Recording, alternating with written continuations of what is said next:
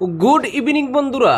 আজ হলো 16 জুন মঙ্গলবার। আজকের সন্ধ্যার বিশেষ বিশেষ খবর হলো ভারত বাংলাদেশ সীমান্তবর্তী কাঠিগোড়ার কিন্নরখাল সীমান্ত এলাকায় এক ভারতীয় কৃষককে জোরপূর্বক বাংলাদেশে নিয়ে যাওয়ার অভিযোগকে কেন্দ্র করে তীব্র চাঞ্চল্যের সৃষ্টি হয়েছে। আজ দিনের আলোয় ঘটে যাওয়া এই ঘটনায় সীমান্তবর্তী এলাকা জুড়ে উদ্বেগ ও আতঙ্কের পরিবেশ তৈরি হয়েছে। স্থানীয় সূত্রে জানা গেছে, চণ্ডীনগর দ্বিতীয় খণ্ড গ্রামের বাসিন্দা কৃষক রঞ্জিত দাস আজ সকাল প্রায় 11টার দিকে কাঁটাতারের ওপারে ভারতের জমিতে গবাদি পশুর খাদ্য হিসেবে ঘাস কাটছিলেন। অভিযোগ, সেই সময় বাংলাদেশ থেকে আসা কয়েকজন ব্যক্তি তাকে জোর করে ধরে বাংলাদেশের অভ্যন্তরে নিয়ে যায়। ঘটনার খবর ছড়িয়ে পড়তেই সীমান্ত এলাকায় ভিড় জমান স্থানীয় বাসিন্দারা। পরিস্থিতির গুরুত্ব বিবেচনা করে বিএসএফের জওয়ানরাও ঘটনাস্থলে পৌঁছে তদন্ত শুরু করেন এবং ঘটনার বিস্তারিত তথ্য সংগ্রহে উদ্যোগী হন। প্রাথমিক সূত্রে জানা গেছে, বিষয়টি নিয়ে বিএসএফ ইতিমধ্যেই বাংলাদেশের সীমান্তরক্ষী বাহিনী বিজিবির সঙ্গে যোগাযোগ করেছে। পাশাপাশি ঘটনাটি নিয়ে একটি ফ্ল্যাগ মিটিং আয়োজনের প্রস্তুতিও নেওয়া হচ্ছে। ওই বৈঠকে কৃষকের অবস্থান, ঘটনার প্রকৃত কারণ এবং তার নিরাপদ প্রত্যাবর্তনের বিষয়টি নিয়ে আলোচনা হতে পারে বলে জানা গেছে। এদিকে সীমান্ত এলাকা থেকে এক ভারতীয় নাগরিককে তুলে নিয়ে যাওয়ার অভিযোগ সামনে আসায় স্থানীয় বাসিন্দাদের মধ্যে নিরাপত্তা নিয়ে উদ্বেগ বাড়ছে। রঞ্জিত দাসকে দ্রুত ও নিরাপদে দেশে ফিরিয়ে আনার দাবিতে সরব হয়েছেন সীমান্তবাসীরা। প্রশাসন ও সীমান্তরক্ষী বাহিনীর পক্ষ থেকে বিষয়টির দ্রুত সমাধানের আশ্বাস দেওয়া হয়েছে। অপরদিকে লখিমপুর জেলার কোনা নদী এলাকায় এক নৃশংস ও লজ্জাজনক ঘটনার অভিযোগ সামনে এসেছে।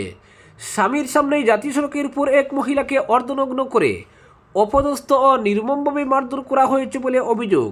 হামলাকারীদের হাতে ধারালো অস্ত্র ছিল বলে জানা গেছে। সোমবার দিনের বেলায় সংঘটিত এই ঘটনায় এলাকা জুড়ে চাঞ্চল্যের সৃষ্টি হয়েছে। অভিযোগ, অসহায় মহিলাকে উদ্ধার বা সহায়তা করার পরিবর্তে উপস্থিত কয়েকজন ব্যক্তি মোবাইল ফোনে ঘটনার ভিডিও ধারণ করেন। পরে সেই ভিডিও সামাজিক মাধ্যমে ছড়িয়ে পড়ে এবং দ্রুত ভাইরাল হয়ে যায়। ভুক্তভোগী পরিবারের অভিযোগ অনুযায়ী হরকান্ত চারিঙ্গে নামের এক ব্যক্তির নেতৃত্বে একদল পুরুষ ও মহিলা ওই মহিলার উপর হামলা চালায়। এই ঘটনায় তুলসী পায়েং, পাপলু পায়েং, টুটু কামান এবং জেরিফা কামানের নামও উঠে এসেছে। স্থানীয় সূত্রে জানা গেছে, লক্ষ্যজিৎ বোরা নামের এক যুবক দীর্ঘদিন ধরে কোনা নদী তিনিয়ালিতে সরকারি জমিতে একটি ফাস্টফুডের দোকান চালিয়ে পরিবার পরিজনের ভরণ পোষণ করছিলেন। দোকানটি জরাজীর্ণ হয়ে পড়ায় তিনি সম্প্রতি নতুন করে সেটি নির্মাণের কাজ শুরু করেন। অভিযোগ, সেই সময় হরকান্ত চারিঙ্গের নেতৃত্বে একদল লোক দোকানটি ভাঙচুর করে তছনছ করে দেয়। অভিযোগ আরও, শুধু দোকান ভাঙচুরেই ক্ষান্ত না থেকে হামলাকারীরা জাতীয় সড়কের মাঝখানে লক্ষ্যজিৎ বোরার স্ত্রীকে মারধর করে তার পোশাক ছেড়ে অর্ধনগ্ন অবস্থায় অপদস্থ করে এবং নির্মমভাবে আক্রমণ চালায়। ঘটনাকে কেন্দ্র করে এলাকায় তীব্র উত্তেজনা বিরাজ করছে। পুলিশ ঘটনার তদন্ত শুরু করেছে বলে জানা গেছে। হরকান্ত চারিঙ্গিয়া নামে এক ব্যক্তিকে আটক করেছে পুলিশ। অপরদিকে মা সহ একই পরিবারের 5 শিশু কিশোরী নিখোঁজ। মরিগাঁও জেলার চড়াইবাহী কাহিবাড়ি এলাকা থেকে এক পরিবারের এক মা ও 5 শিশু কিশোরী রহস্যজনকভাবে নিখোঁজ হয়ে যাওয়ার ঘটনায় চাঞ্চল্যের সৃষ্টি হয়েছে। জানা গেছে, গত শনিবার থেকে ওই 6 জনের কোনো খোঁজ পাওয়া যাচ্ছে না। পরিবারের সদস্যরা বিভিন্ন জায়গায় খোঁজাখুঁজি চালিয়েও তাদের সন্ধান পাননি। পরিবারের দাবি, সোমবার অরুণাচল প্রদেশের একটি ফোন নম্বর থেকে নিখোঁজদের পক্ষ থেকে বাড়িতে যোগাযোগ করা হয়, তবে এরপর আর কোনো তথ্য মেলেনি। ঘটনার পর উদ্বিগ্ন পরিবারের সদস্যরা পুলিশের অপেক্ষা না করে অরুণাচল প্রদেশের উদ্দেশ্যে রওনা দিয়েছেন বলে জানা গেছে। এদিকে বিষয়টি নিয়ে ইতিমধ্যে মিকিরবিটা থানায় একটি এজাহার দাখিল করেছে পরিবার। পুলিশ ঘটনার তদন্ত শুরু করেছে এবং নিখোঁজদের সন্ধানে তৎপরতা চালাচ্ছে। অপরদিকে সাংস্কৃতিক নগরী যোরহাটে একটি বিলাসবহুল হোটেলে দীর্ঘদিন ধরে চলা দেহ ব্যবসার আসরে অভিযান চালিয়ে 15 জনকে আটক করেছে পুলিশ। আটক ব্যক্তিদের মধ্যে রয়েছেন 7 জন যুবতী এবং 8 জন যুবক। পুলিশ সূত্রে জানা গেছে, জাতীয় সড়ক 37-এর পাশে অবস্থিত অরবিট নামের একটি বিলাসবহুল হোটেলে সোমবার রাতে গোপন সূত্রের ভিত্তিতে অভিযান চালানো হয়। বহুদিন ধরে হোটেলটিতে অবৈধ দেহ ব্যবসা চলার অভিযোগ উঠছিল। অবশেষে পুলিশের অভিযানে অভিযোগের সত্যতা সামনে আসে। যোরহাটের জ্যেষ্ঠ পুলিশ সুপার ও অতিরিক্ত পুলিশ সুপারের নেতৃত্বে সোমবার রাত থেকে গভীর রাত পর্যন্ত চলা এই অভিযানে হাতে নাতে ধরা পড়েন 7 জন যুবতী ও 8 জন যুবক। জিজ্ঞাসাবাদের জন্য হোটেলের কয়েকজন কর্মচারীকেও আটক করা হয়েছে। অভিযোগ অনুযায়ী 3 বছর ধরে হোটেলটিকে কেন্দ্র করে এই চক্র সক্রিয় ছিল। শুধু যোরহাট নয়, নগাঁও, কাজিরাঙ্গা, শিবসাগর সহ বিভিন্ন এলাকায় যুবতীদের সরবরাহ করা হতো বলেও অভিযোগ রয়েছে। এক পেগু পদবীধারী মহিলার নেতৃত্বে এই চক্র পরিচালিত হচ্ছিল বলে তদন্তে উঠে এসেছে। গ্রাহকদের চাহিদা অনুযায়ী যুবতী ও বিবাহিত মহিলাদেরও সরবরাহ করা হতো বলে অভিযোগ। ঘটনা প্রসঙ্গে যোরহাট জেলা অপরাধ শাখার অতিরিক্ত পুলিশ সুপার অভিষেক কুমার যাদব জানান, নির্দিষ্ট তথ্যের ভিত্তিতে অভিযান চালিয়ে 7 জন যুবতী ও 8 জন যুবককে আটক করা হয়েছে। আইন অনুযায়ী প্রয়োজনীয় ব্যবস্থা নেওয়া হবে এবং আদালতে সমস্ত প্রমাণ পেশ করা হবে। পুলিশ হোটেলটির বিভিন্ন অংশ থেকে একাধিক আপত্তিকর সামগ্রী উদ্ধার করেছে। এই চক্রের সঙ্গে আরও অনেকের জড়িত থাকার সম্ভাবনা রয়েছে বলে মনে করছে পুলিশ। ঘটনার তদন্ত অব্যাহত রয়েছে। অপরদিকে শ্রীভূমি জেলা প্রাথমিক শিক্ষক সম্মিলনীর সভাপতি পদে পুনর্নির্বাচিত হলেন শিক্ষক নেতা আজমল হোসেন। একই সঙ্গে সম্মিলনীর সাধারণ সম্পাদক পদে বিপুল ভোটে নির্বাচিত হয়েছেন সমরেন্দু কুমার পাল। রবিবার পাথারকান্দি রবীন্দ্র ভবনে অনুষ্ঠিত সম্মেলনীর 46তম দ্বিবার্ষিক সাধারণ সভা ও নির্বাচন ঘিরে জেলার শিক্ষক সমাজে ছিল ব্যাপক উৎসাহ উদ্দীপনা। দিনভর বিভিন্ন সাংগঠনিক কার্যক্রমের পর সন্ধ্যা থেকে শুরু হওয়া নির্বাচন প্রক্রিয়া গভীর রাত পর্যন্ত শান্তিপূর্ণ ও সুশৃঙ্খলভাবে সম্পন্ন হয়।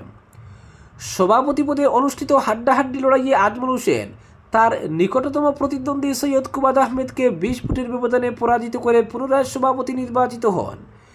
নির্বাচনে আজমল হোসেন লাভ করেন 94টি ভোট। অন্যদিকে সৈয়দ কুবাদ আহমেদের ঝুলিতে যায় 74টি ভোট। ফলাফল ঘোষণার সঙ্গে সঙ্গে উপস্থিত শিক্ষক শিক্ষিকাদের মধ্যে উচ্ছ্বাসের সৃষ্টি হয় এবং সমর্থকদের অভিনন্দন ও শুভেচ্ছায় ভেসে যান নবনির্বাচিত সভাপতি। অন্যদিকে সম্মিলনীর সাধারণ সম্পাদক পদে একতরফা জয় তুলে নেন সমরেন্দু কুমার পাল।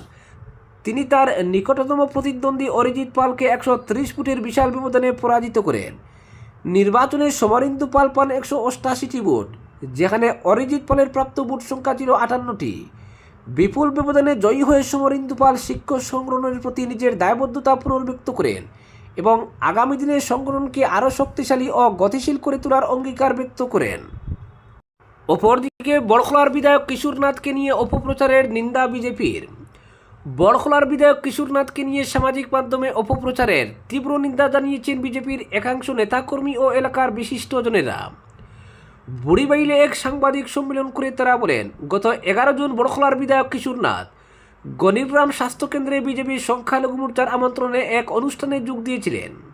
দেশের প্রধানমন্ত্রী নরেন্দ্র মোদী সরকারের 12 বছর পূর্তি উপলক্ষে স্বচ্ছ ভারতের উপর এক সচেতনতা সভা ও সাফাই অভিযানে অংশ নিয়েছিলেন তিনি। সেই অনুষ্ঠানে এলাকার জনগণের দাবির প্রতি সম্মান জানিয়ে অনেক পুরনো এই হাসপাতালকে 30 শয্যা বিশিষ্ট হাসপাতালে উন্নীত করার আশ্বাস দিয়েছিলেন বিধায়ক কিশোরনাথ। এছাড়া গণিগ্রাম বাজার সংলগ্ন রবিদাসপাড়ার বরাক নদীর ভাঙ্গন পরিদর্শন করেছিলেন। এদিনের অনুষ্ঠানের মূল সংবাদকে আড়াল করে হাসপাতাল চত্বরে সাফাই অভিযানে কয়েক সেকেন্ডের একটি ভিডিও ক্লিপকে অতিরঞ্জিত করে সামাজিক মাধ্যমে ভাইরাল করা হয়েছে। এতে বিজেপির নেতাকর্মী সহ এলাকার বিশিষ্টজনেরা দুঃখ প্রকাশ করেছেন। তাদের কথায়, অনুষ্ঠানের মূল সংবাদকে আড়াল করে বিতর্কিত সংবাদ প্রকাশ করে এলাকার বদনাম করা হচ্ছে। তারা এই ঘটনাকে এলাকার উন্নয়নে বাগড়া দেওয়ার চক্রান্ত বলে মনে করছেন।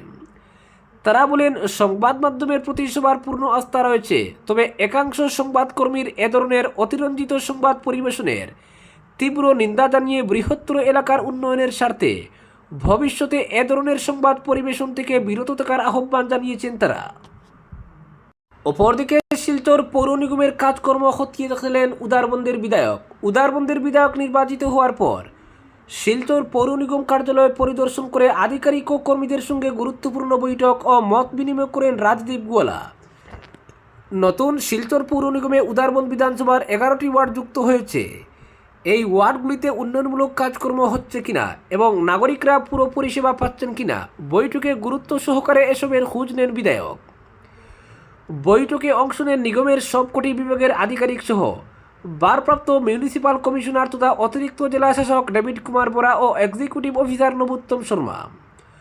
পরিদর্শনে আসার পর বিধায়ক রাজদীপ গোয়ালাকে পাওয়ার পয়েন্ট প্রেজেন্টেশনের মাধ্যমে শিলচর পুর নিগমের বর্তমান যাবতীয় কাজকর্মের রূপরেখা তুলে ধরা হয়। তবে গত কয়েক বছরে আগের পৌরসভা এবং পরবর্তীতে এটি নিগমে উন্নীত হওয়ার পরও কেন উদারবন্দির ওয়ার্ডগুলিতে সঠিকভাবে গুরুত্ব দেওয়া হলো না, এ নিয়ে জানতে চান বিধায়ক। বর্তমানে যাতে উদারবন্দির ওয়ার্ডগুলিতে সম পরিমাণে গুরুত্ব দেওয়া হয়, এ বিষয়টি আধিকারিক ও কর্মীদের নিশ্চিত করার নির্দেশ দেন তিনি। তবে নিগমের তরফে বিধায়ককে জানানো হয়, যেভাবে শিলচর শহরের ওয়ার্ডগুলিতে উন্নয়ন প্রকল্পের কাজ চলছে, এনজিওর মাধ্যমে বাড়ি বাড়ি গিয়ে আবর্জনা সংগ্রহ করা হচ্ছে, একইভাবে কাজ চলছে উদারবন্দির ওয়ার্ডগুলিতেও। নালা তৈরি, কালভার্ট নির্মাণ, রাস্তায় লাইট লাগানো ইত্যাদি সব কাজেই গুরুত্ব দেওয়া হচ্ছে উদারবন্দে। সব দেখার পর রাজদীপ গোয়ালা বলেন, শিলচর পৌরসভা পুর নিগমে উন্নীত হওয়াটা এই শহরের গর্ব। এই গর্ব ধরে রাখতে হবে এবং প্রতিটি কাজকে চ্যালেঞ্জ হিসেবে নিয়ে নাগরিকদের সুবিধা প্রদানে প্রয়াসী হতে হবে। আজকের বিশেষ সংবাদ এখানেই সমাপ্ত।